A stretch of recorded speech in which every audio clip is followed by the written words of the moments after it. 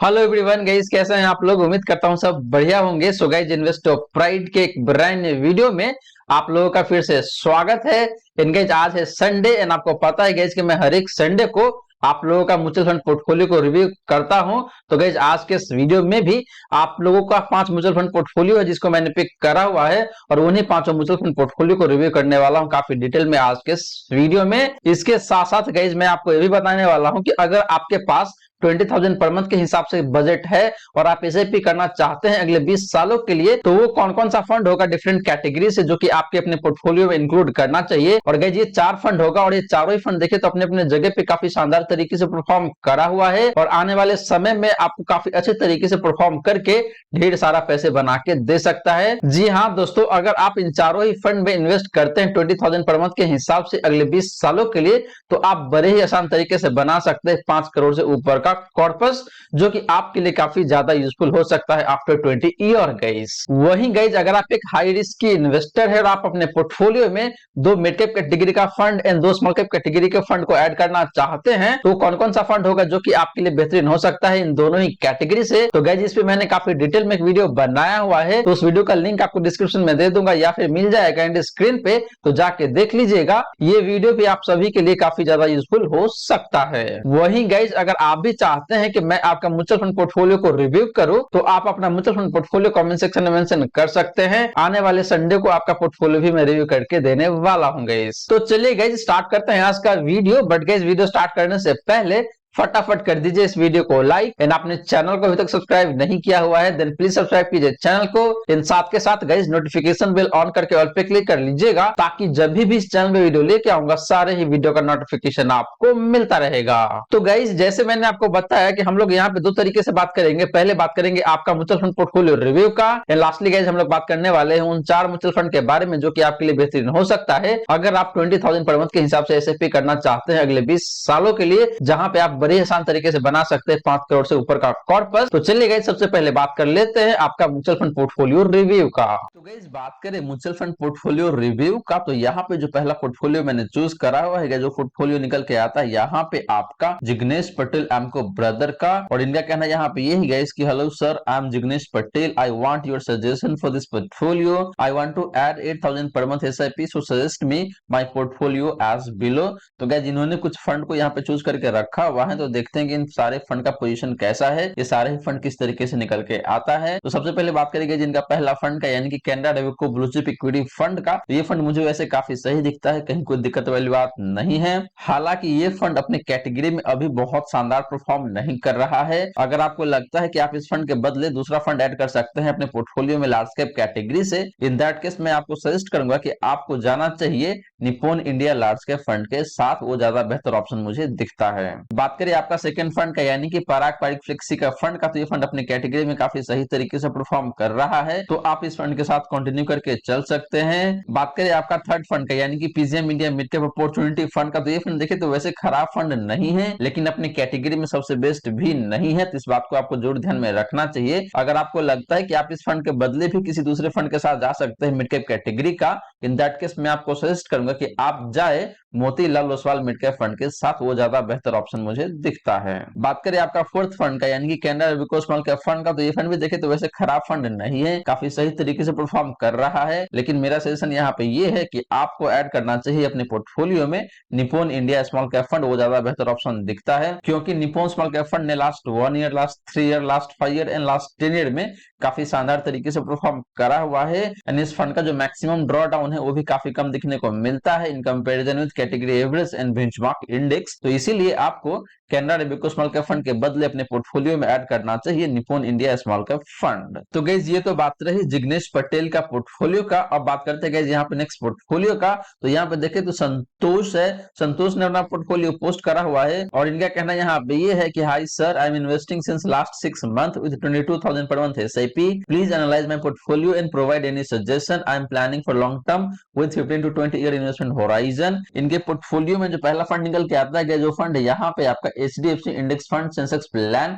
जहां पे इन्होंने 8000 पर मंथ के हिसाब से एसआईपी करा हुआ है। सेकंड फंड इनके पास कोटक इमर्जिंग इक्विटी फंड, जिसमें इन्होंने 3000 पर मंथ के हिसाब से एसआईपी करा हुआ है और ये एक मिड कैप कैटेगरी का फंड है। बात करें थर्ड फंड का, तो वो भी एक मिड कैप कैटेगरी का फंड ही है, SBI Magnum mid cap fund, जहां पे इन्होंने 3500 पर मंथ के हिसाब से एसआईपी करा हुआ है। बात करें इनका फोर्थ फंड का यानी कि Canara Robeco small cap fund का, तो यहाँ पे भी इन्होंने 3500 पर मंथ के हिसाब से एसआईपी करा हुआ है। एंड बात करें इनका लास्ट फंड का यानी कि क्वांट स्मॉल कैप फंड का, तो यहाँ पे भी इन्होंने 3500 पर मंथ के हिसाब से एसआईपी करा हुआ है। तो गाइस बात करें सबसे पहले संतोष का पोर्टफोलियो का पहला फंड का यानी कि एचडीएफसी इंडेक्स फंड का, तो ये फंड मुझे काफी सही लगता है, तो संतोष आप इस फंड के साथ कंटिन्यू करके चल सकते हैं। बात करें सेकंड फंड का यानी कि कोटक इमर्जिंग इक्विटी फंड का, तो ये फंड देखे तो वैसे काफी सही फंड है, खराब परफॉर्मेंस बिल्कुल भी नहीं है इस फंड का, लेकिन अपने कैटेगरी में सबसे बेस्ट परफॉर्मेंस भी नहीं है, तो इस बात को जरूर आपको ध्यान में रखना चाहिए। तो मेरा सजेशन यहाँ पे ये है कि आपको कोटक इमर्जिंग इक्विटी फंड से एग्जिट करके आपको ऐड करना चाहिए अपने पोर्टफोलियो में Motilal Oswal mid cap fund या फिर HDFC mid cap opportunity fund, ये ज्यादा बेहतर ऑप्शन हो सकता है आपके लिए।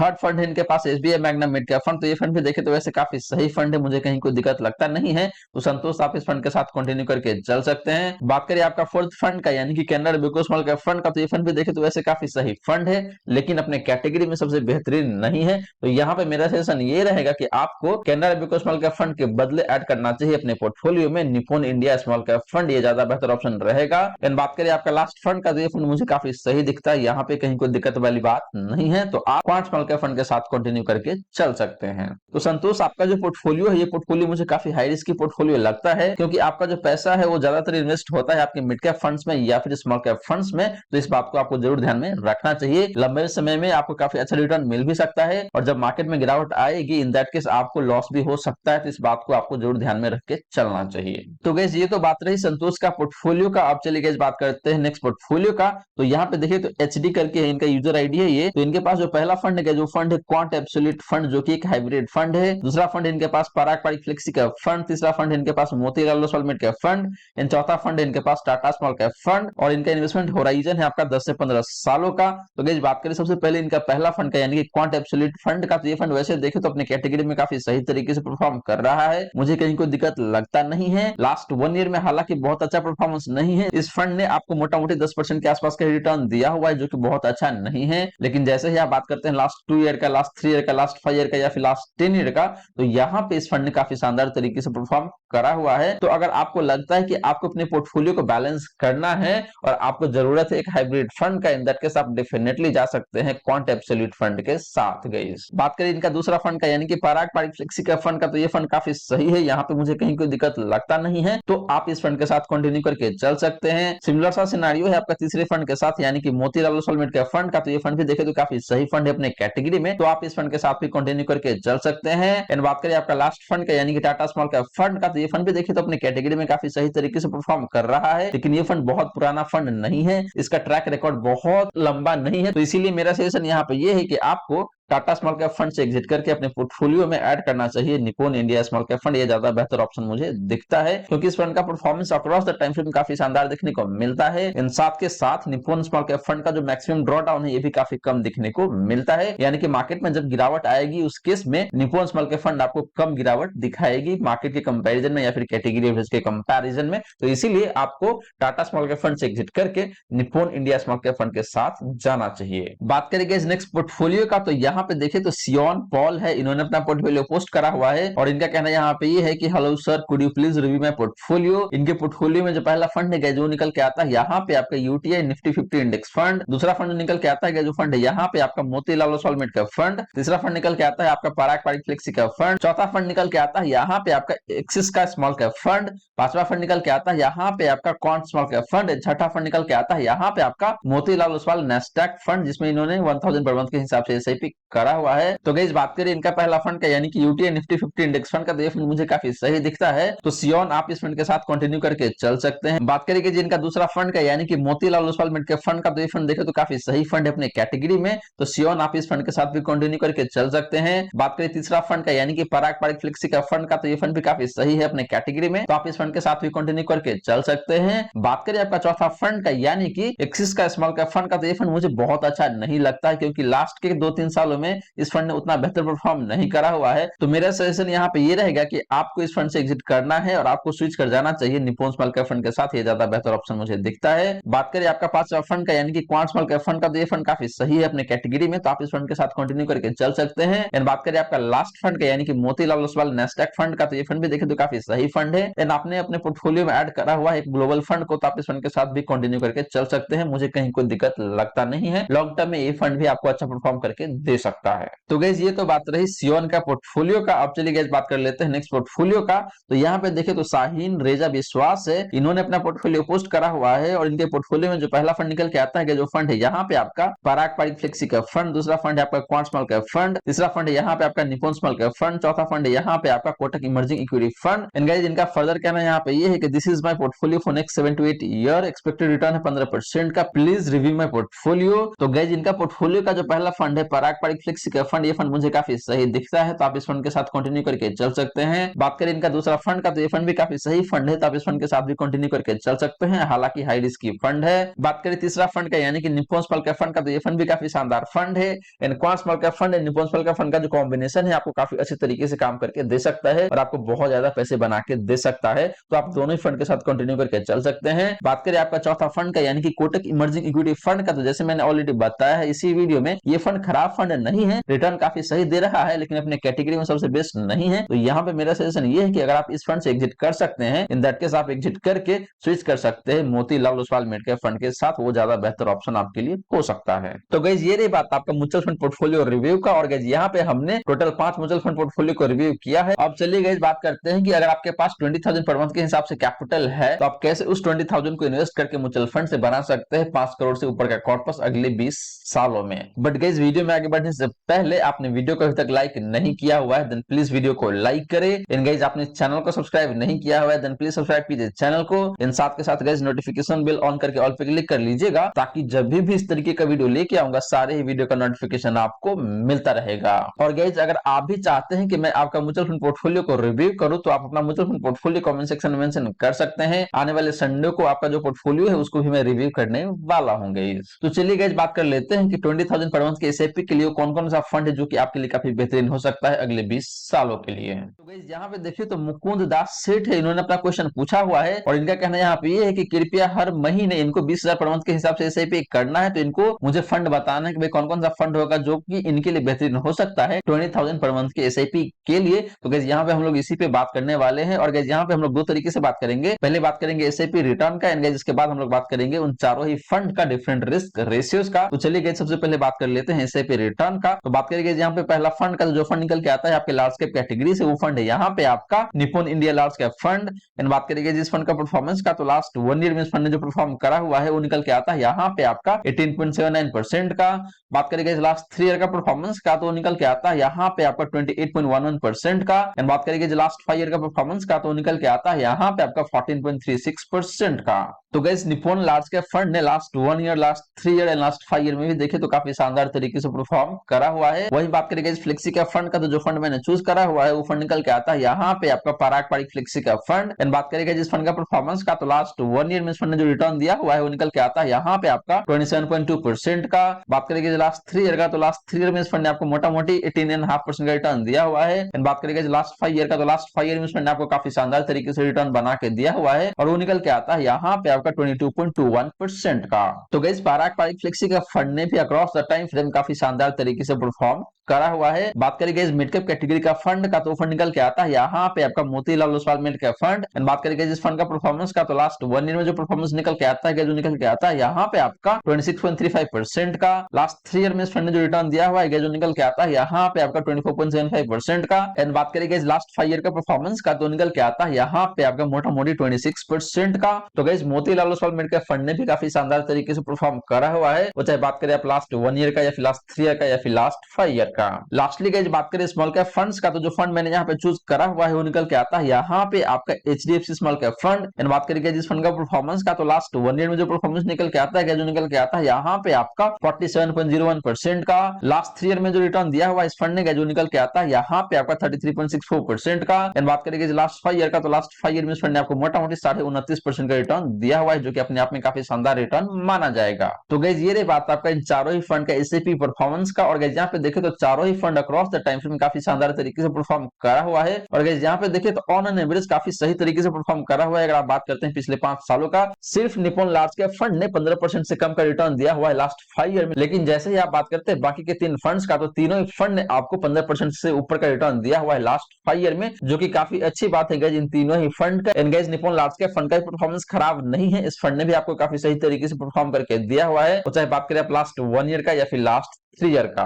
वही गाइस बात करें इन सारे ही फंड का डिफरेंट रिस्क रेशियोज का, तो सबसे पहले बात कर लेते हैं यहाँ पे आपका निप्पॉन लार्ज कैप फंड का। तो इस फंड का जो डिविजन निकल के आता है, जो निकल के आता है यहाँ पे आपका 15.71 का। बात करेंगे जिस फंड का साफ रेशियो का, तो निकल के आता है यहाँ पे आपका 1.33 का। एंड बात करेंगे जिस फंड का अल्फा का, तो निकल के आता है यहाँ पे आपका 5.34% का। तो guys Nippon large cap fund का जो डिफरेंट रिस्क रेशियोज है, ये मुझे काफी शानदार दिखने को मिल रहा है, वो चाहे बात करें आप स्टैंडर्ड डिविजन का या फिर शार्प रेशियो का या फिर अल्फा का। बात करेंगे इस पराग पारिक फ्लेक्स का फंड का, तो इस फंड का डिविजन का जो निकल के आता है यहाँ पे आपका 13.48 का। बात करेंगे जिस फंड का शार्प रेशियो का, तो निकल के आता है यहाँ पे आपका 1.24 का। एंड बात करेंगे जिस फंड का अल्फा का, तो निकल के आता है यहाँ पे आपका मोटा मोटी 5% का। तो गाइस पराग पारिक फ्लेक्सी का फंड का भी रिस्क रेशियोज मुझे काफी शानदार दिखने को मिलता है। स्पेशली बात करें इस फंड का डिविजन का, तो ये काफी कम दिखने को मिलता है गाइस। बात करेंगे इस मोतीलाल ओसवाल म्यूचुअल फंड का रिस्क रेशियोज का, तो सबसे पहले बात कर लेते हैं इस फंड का डिविजन का, तो निकल के आता है यहाँ पे आपका 15.21 का। बात करेंगे जिस फंड का शार्प रेशियो का, तो ये भी काफी शानदार दिखने को मिलता है 1.66 का। एंड बात करेंगे जिस फंड का अल्फा का, तो निकल के आता है यहाँ पे आपका 4.08% का। तो guys Motilal Oswal mutual fund का भी रिस्क रेशियोज देखे तो मुझे काफी शानदार दिखने को मिलता है, कहीं कोई दिक्कत वाली बात नहीं है गाइस। लास्टली गाइस बात करें एचडीएफसी स्मॉल कैप फंड का रिस्क रेशियोज का, तो सबसे पहले बात कर लेते हैं इस फंड का डिविजन का, तो निकल के आता है यहाँ पे आपका 16.74 का। बात करेंगे जिस फंड का शार्प रेशियो का, तो निकल के आता है यहाँ पे आपका 1.86 का। इन बात करेंगे जिस फंड का अल्फा का, तो निकल के आता है यहाँ पे आपका मोटा मोटी 6% का। तो guys HDFC small cap fund का भी रिस्क रेशियोज देखे तो मुझे काफी शानदार दिखने को मिलता है, वो चाहे बात करें आप